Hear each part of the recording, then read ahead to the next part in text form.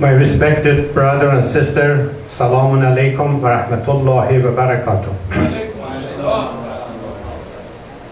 Today we are going to continue our discussion regarding the Treaty of Hudaybiyah. And because of many of brothers and sisters are here, they do not speak Farsi, so consequently I will continue in English today.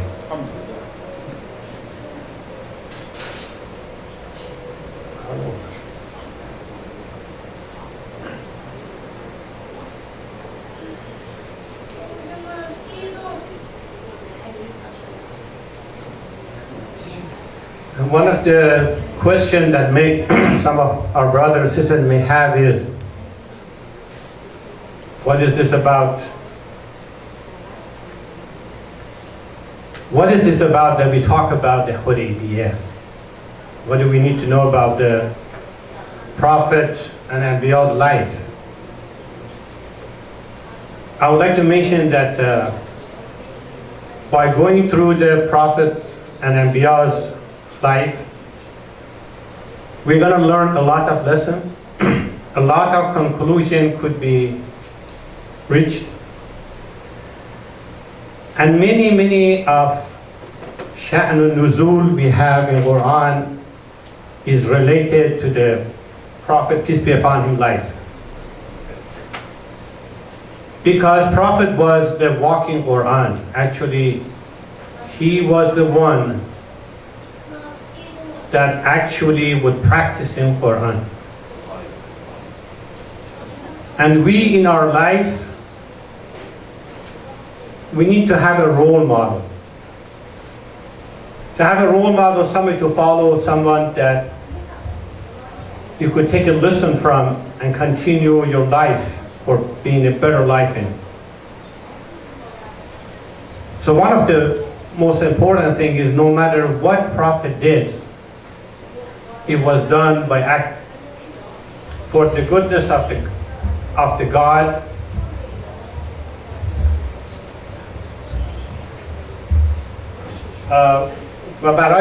It was for the God's satisfaction.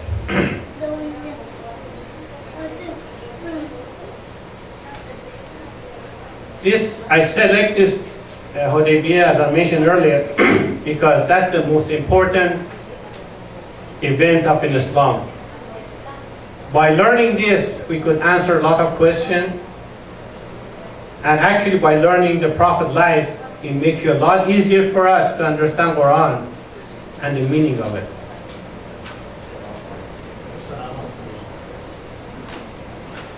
As I mentioned, inshallah, in the future we are going to go through the life and mention about major battle and the life of the Anbiya, peace be upon them.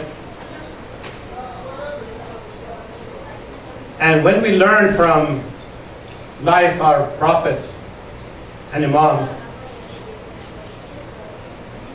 that makes us to be a better Muslim, makes us to be better understanding Quran. And most important thing is that in our society, there are a lot of questions has been raised.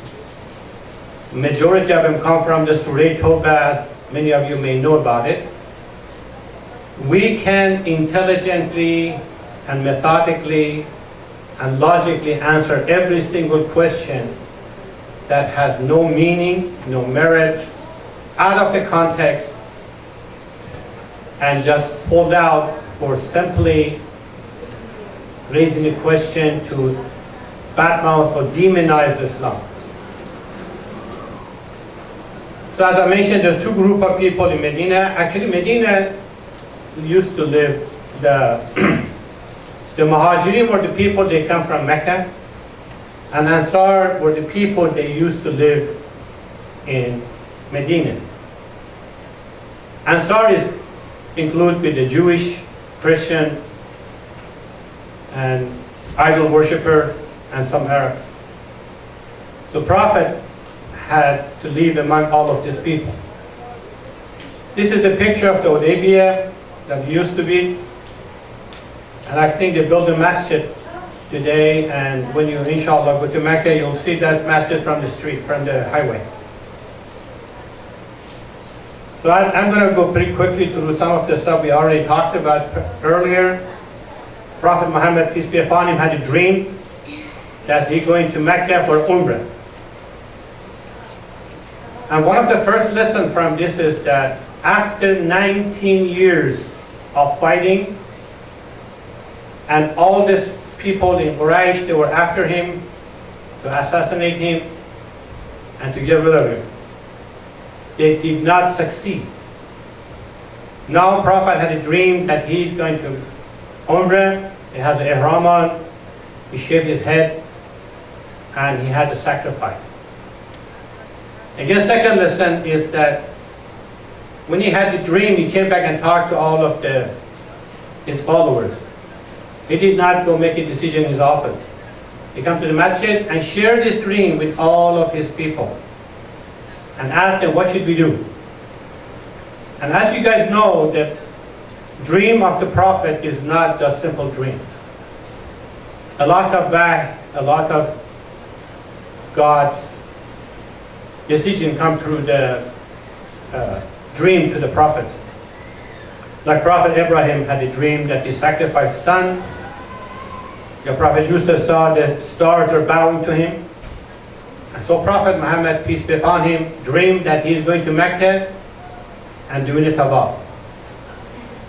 And all of them people in Medina, they were happy because after 6 years they were kicked out of Mecca. They are going to go back and see their friends and families.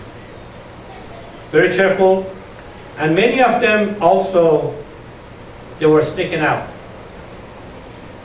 And one of the reasons for that was, they said, what is the chance that Prophet Muhammad come back alive? Or anybody come back alive? After 19 years of fighting, now we decided to go to Medina, to Mecca with the ihram and do the tawaf and do the umrah. Many of them backed out of it. And what happened was 1,400 people, they decided to go with the Prophet Muhammad, peace be upon him. And they all got ready. And there's a two narration in here. Of course, when you go to Hajj, as you know, there's a 24 things are forbidden.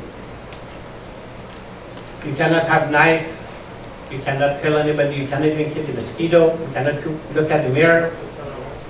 And there's many others they have to follow when you are in ihram.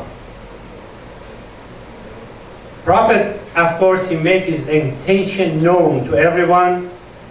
Of course, there was a bunch of hypocrites. The news got to the Quraysh very quickly. And Quraysh found out that Prophet is going out there.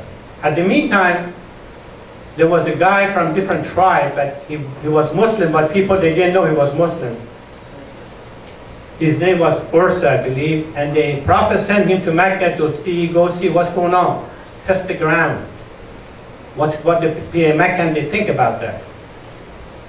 And Prophet started heading down toward the Medina, toward the Mecca with his people. And when they got to areas that they all had, of course, had to change and put the ihram on. And again, the narration was, some people, they said that they did have weapons. They had all the knives and everything for fighting. But they did not wear it. They just had it in some camel hiding back there and so forth.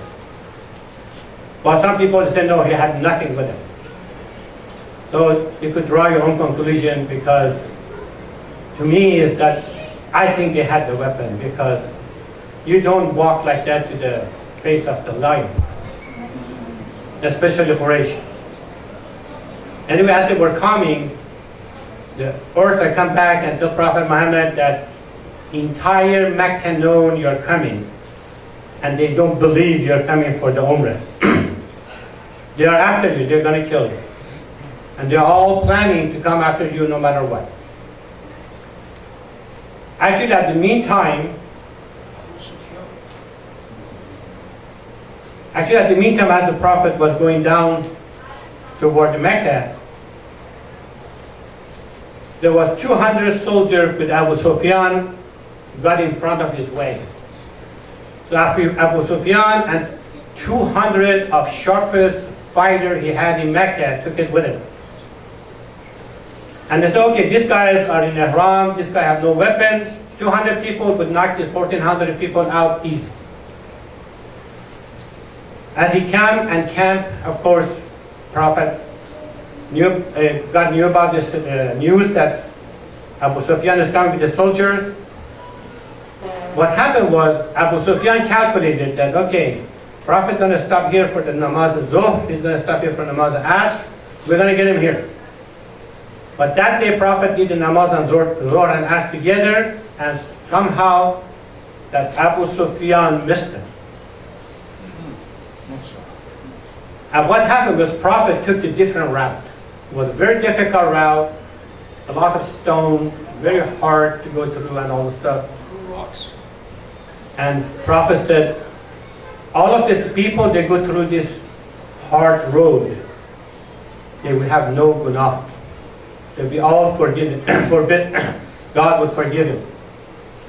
Anyway, as they were going through, of course, Abu Sufyan found out that that's the Prophet. He went back to Mecca. He just turned around, took his soldiers, and went to Mecca. At the meantime, as they were going, when they got to Hudaybiyah was one tree and one well, and that's it. Small little town, not very many people in there.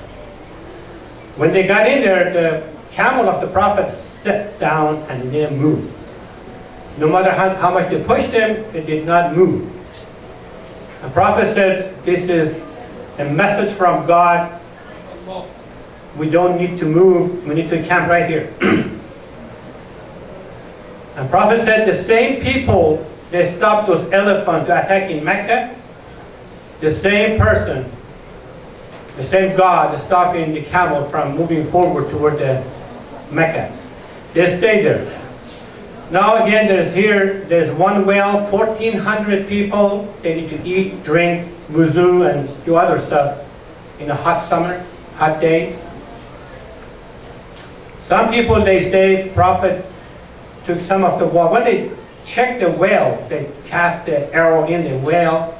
When they pulled it out, they said there's only a little bit of water in the bottom of the well. And Prophet, peace be upon him, did a prayer on that well.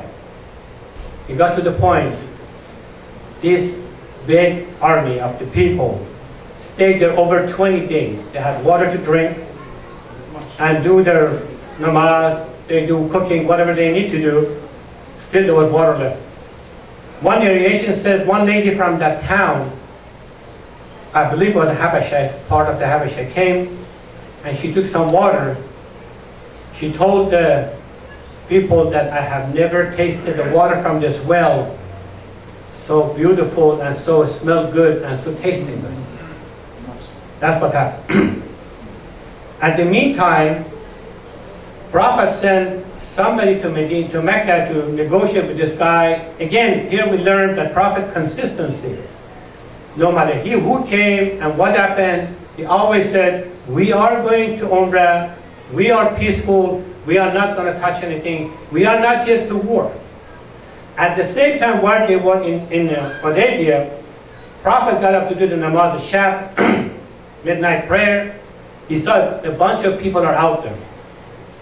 And then the 170 people, they came and they were going to big arrow shooter. They come and to fight the Prophet, and they arrest them all and take them all. And the people were happy because some of the war, when people went in there, they went for the booties. They said, okay, we get these key people, we get some money to release them. And the Prophet said, because we came here for no fight, let them all go. And people were shocked. But anyway, they let 170 people go, and Quraysh got the message that yes, Prophet is not coming here for war, and he has a peaceful situation. And brothers and sisters, I got one more minute, and inshallah we'll continue this tomorrow. And the last thing is I'm going to say is that the Prophet started looking for somebody to send to Mecca that get their message out there to find out what they're thinking, and inshallah we'll continue the rest of it tomorrow sharp at 7:30. Par Muhammad wa ala Muhammad salawat.